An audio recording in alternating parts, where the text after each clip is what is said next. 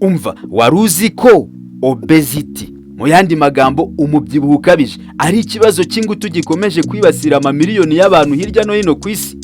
Ibyo tubireke, ndabizi ushobora kuba ubizi kuko n'inaha mu Rwanda hari abantu bari kwibasirwa n'umubyibuho ukabije. Ahubwo umva akantu nshaka kukwibwirira. Waruzi ko hari abantu umubyibuho ukabije urimo kwibasira ku rwego ruteye ubwoba, mbese umuntu akabyibuha ku buryo nawe umureba ukavuga ngo ibi birenze kuba umubyibuho. Abo nibo tugiye kureba muri iyi video naguteguriye, aho ngiye kukwereka abantu 10 babyibushye cyane kurusha abandi bantu mu mateka y'isi. Tugiye kureba abo bantu 10 babyibushye cyane umwe ku wundi, dusobanukirwa uko byabagendekeye nuko bitwaye muri ibi bihe bikomeye bari bibasiwe n'umubyibuho uteye ubwoba cyane. Gusa mbere yuko nangira, nyabuneka ku bushake bwawe nta gahato karimo, ndagusaba kureba aho handitse subscribe, uhakandi ukore subscribe kugira ngo dushyigikire kuri uyu mwanya tuba twafashe tukagutegurira ibiganiro nk'ibi bituma usobanukirwa ugatyaza ubwenge bugufasha kubaho imibereho myiza. So kanda subscribe. Natinze mu magambo, ku mwanya wa 10 w'abantu babyibushye ku isi turahasanga Emmanuel Ilibe. Emmanuel Ilibe uyu yavutse tariki ya 11 Kamena 1965, avukira hitwa Monterrey muri Mexico. Ilibe yatangiye kwibasirwa n'umubyibuho ukabije agejeje mu myaka 20 aho muri ibyo bihe hari umunsi yabyutse ahagaze ku munzani asanga yaramukanye ibiro bishyika muri 560. Muri icyo gihe Ilibe yarabayeho ubuzima butamufitiye impuhwe habe namba, kuko uretse kurambika igihimba cy'akaryama no kwakira agasani k'ibiryo agatamira, nta kindi kintu Ilibe yari kwishoboza gukora. Ni nkaho ibintu byose babimukoreraga nk'uruhinja.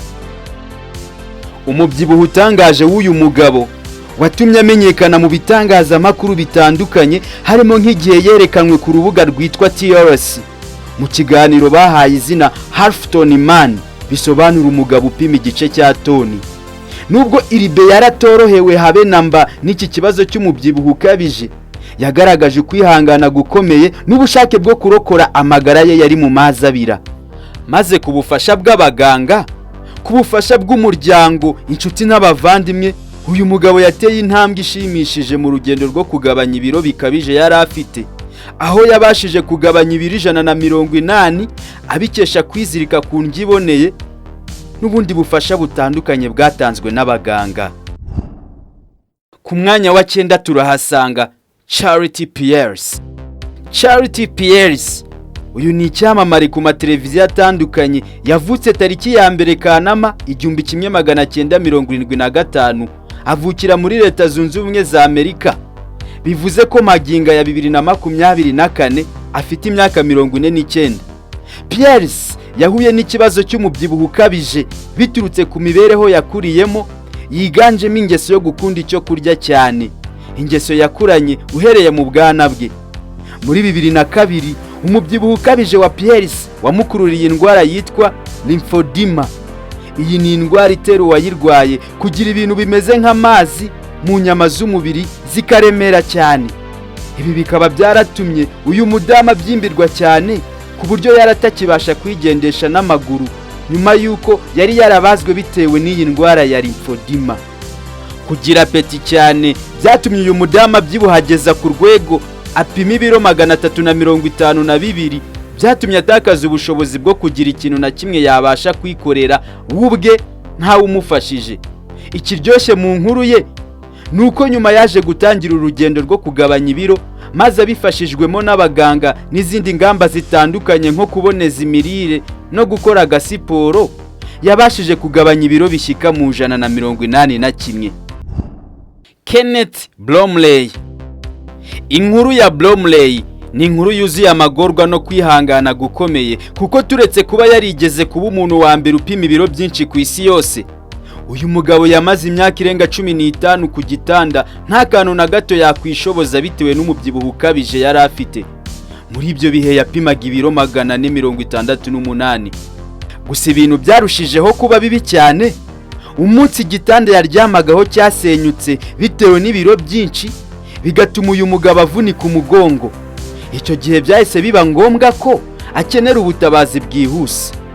Gusa bitewe nuko yari munini cyane ntibyari gushoboka ko bamunyuza mu muryango usanzwe w'inzu. Byasabye ko basenya urukuta, ikibambazi, kugira ngo babone uko basohora uyu mugabo wari ugeze mu mazi abira. Uwo munsi yajyanwe ku bitaro byitwa Renaissance Hospital bizwiho kwita ku bantu bibasiwe n'umubyibuho ukabije, aho yahawe itsinda ry'abaganga ryihariye ryagombaga kumwitaho.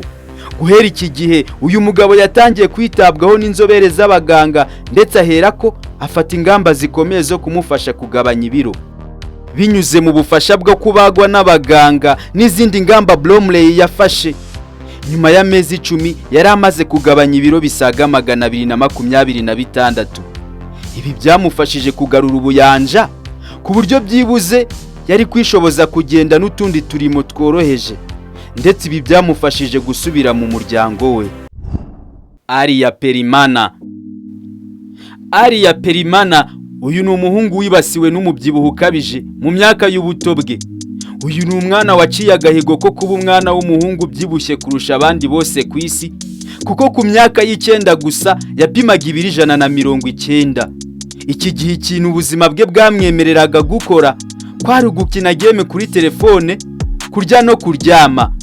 Ababyeyi ba Ariya bamaze kubona ko iki kibazo cy'umubyibuho ukabije nta burage gifitanye n'umwana wabo, bagize umujinya bafata ingamba zikomeye zagombaga gufasha uyu mwana kugabanya ibiro. Gufata indyo iboneye, agasiporo, wongeyeho akazi gakomeye kakozwe n'abaganga, nibyo byafashije Ariya kugabanya ibiro akajya kuri taye y'abantu bo mu kigero cye. Gusa ibi ntibyabujije ko ibisigisigi by'umubyibuho ukabije bikomeza kugaragara kuri uyu muhungu, kuko nubwo yakize yagumanye uruhu runini, uruhu rurereta. Juan Pedro Franco, uyu ni umugabo wo muri Mexique wigeze guca agahigo ko kuba umwe mu bantu babyibushye cyane kurusha abandi kuri uyu mubumbe w'isi dutuyeho, aho bivugwa ko yigeze kubyuka agasanga apima ibiro 595. Uyu mugabo wavutse muri 1995 mu bwana bwe nibwo yatangiye kwibasirwa n'ikibazo cy'umubyibuho ukabije. Ahanini umubyibuho ukabije we ukaba waratijwe umurindi n'ubuzima yabayeho mbere y'uko ava mu nda ya nyina, tutibagiwe imirire itaboneye yamuranze. Kimwe nk'abandi, Pedro Franco nawe umubyibuho ni wamugiriye impuhwe habe namba, kuko uretse kuba yaribasiwe n'ibirwara nka diabete n'umuvuduko ukabije w'amaraso, uyu mugabo hari imyaka yamaze atava ku buriri bwe bitewe n'ibiro byinshi yari afite. Muri 2017 nibwo uyu musore yatangiye urugendo rwo guhindura ubuzima akajya kuri taye nk'abandi, cyane ko yari agize n'amahirwe yo gufatwa n'ikigo cy'abakorerabushake bita ku bantu bibasiwe n'umubyibuho ukabije.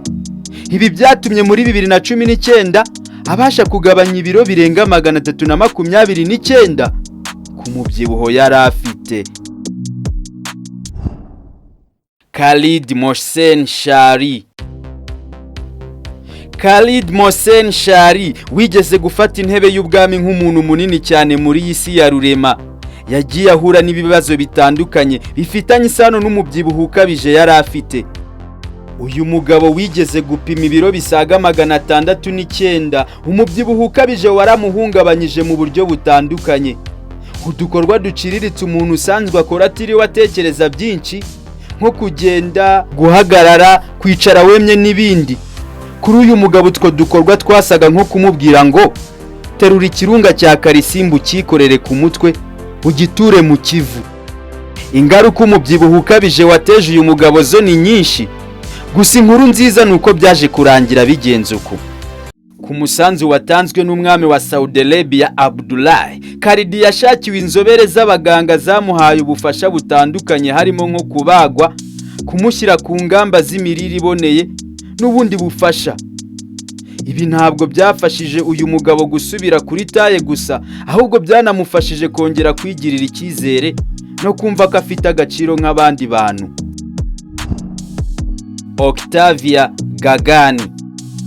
Octavia Gagani, uyu nawe ni umwe mu bantu b'igitsina gore bibasiwe n'umubyibuho ukabije ku rwego rukabije. Inkuru y'uyu mwari itangaje n'ababaje, kuko bivugwa ko umubyibuho ukabije yagize ufitanye isano no kuba mugabo wa nyina yaramusambanyaga ku gahata akiri umwangavu. Uyu mukobwa bikajya bimutera agahinda kagatura ibiryo bikamutera umubyibuho ukabije. Ku myaka ye 20 Octavia Gagani yageze mu maboko y'abaganga bo kumwitaho agejeje ku biro 313. Abifatanyije no kudakerensa amabwiriza n'ingamba zikomeye yashyiriweho, ubufasha yagiye ahabwa n'inzobere z'abaganga bwamufashije kugabanya ibiro ku rwego rushimishije, aho yabashije kugabanya ibiro bisaga 206. CYANE Milliken. CYANE Milliken uyu ni umugabo w'umunyamerika wibasiwe bikomeye n'umubyibuho ukabije guhera mu buto bwe akiri umwana muto. Gusa umubyibuho uza kwiyongera birenze ukwemera nyuma y'uko mama we wari nimero ya mbere mu kumwitaho no kumuba hafi yitabye Imana. Uyu musore wibasiwe n'umubyibuho ukabije ukamwangiriza umubiri na roho, bivugwa ko yatangiye kwitabwaho agejeje ku biro birenga 408. Muri icyo gihe yari ayoboye isi yose mu kubyibuha. Uyu mugabo yahawe abaganga bo kumubaga ndetse ashyirirwaho ingamba zo kwita ku mirire iboneye, byose byari bigamije kumugabanyiriza ibiro byarengaga ukwemera. Gusa ku bw'amahirwe make inkuru y'uyu mugabo yarangiye imburagihe, kuko muri 2019 Yehova yategetse ko urugendo rwe rwo kugabanya ibiro arurangiriza rimwe n'urugendo rw'ubuzima bwe muri iyi si. Muri make Milliken yitabye Imana ku myaka 29 azize uburwayi bufitanye isano n'umubyibuho. Agenda bakiri mu nzira yo gushaka umuturambye ku kibazo cy'umubyibuho ukabije yari afite. John Blower Minock. Blower Minock ni umugabo wavutse tariki 29 z'ukwa 9 1941, avukira ahitwa Washington muri Leta Zunze Ubumwe za Amerika. Uyu nawe icyago cya obesity cyatangiye kumwonona ku myaka ye mike cyane, kuko kwizihiza isabukuru ye y'imyaka 12 byari bihagije kugira ngo ajye ku munzani apima ibiro bishyika mu 133. Uko yakomezaga gukura ni nako ibiro bye byiyongeraga bitewe n'impamvu zitandukanye, nko kurya cyane n'ibindi bifitanye isano n'uburyo uyu yavutse. Ibi byaje gutuma agera muri 78 apima ibiro bisaga 634. Byahise bimubera inzitizi yo kugira ikintu na kimwe yakwishoboza gukora. Uyu mubyibuho ukabije utigeze uhwema guteza uruhuri rw'indwara kuri uyu mugabo Blower Minock watumye icumbi rye ryimukira mu bitaro. Gusa kugira ngo bamuterure mu nzu yabagamo bamutware bamugeze ku bitaro, byasabye ko bazana abagabo barenga 1000 bo kumwikorera.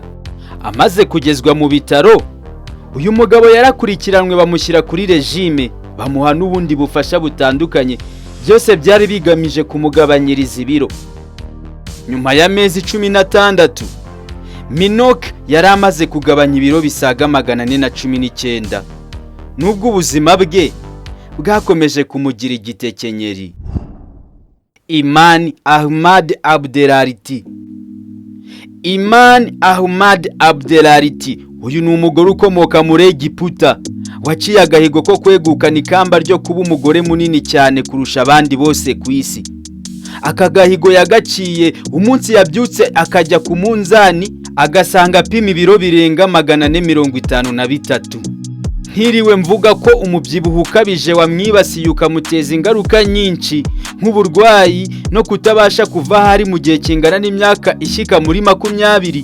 Muri 2017 uyu mugore yajyanywe mu Buhinde kugira ngo akurikiranwe n'inzobere z'abaganga zaje kumubaga ndetse zigafata n'izindi ngamba zitandukanye zo kumufasha kugabanya ibiro. Gusa urugendo ntirwamuhiriye, kuko mu kwa 9 muri 2017 uyu mudamu yaje kwitaba Imana bitewe n'ingaruka zo kubyibuha cyane.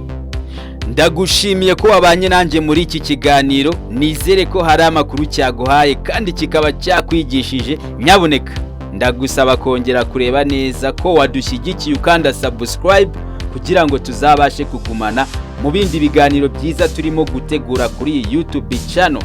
So kanda subscribe, ikindi ukorera iki kuri iyi video, hanyuma duhurire mu iyi video.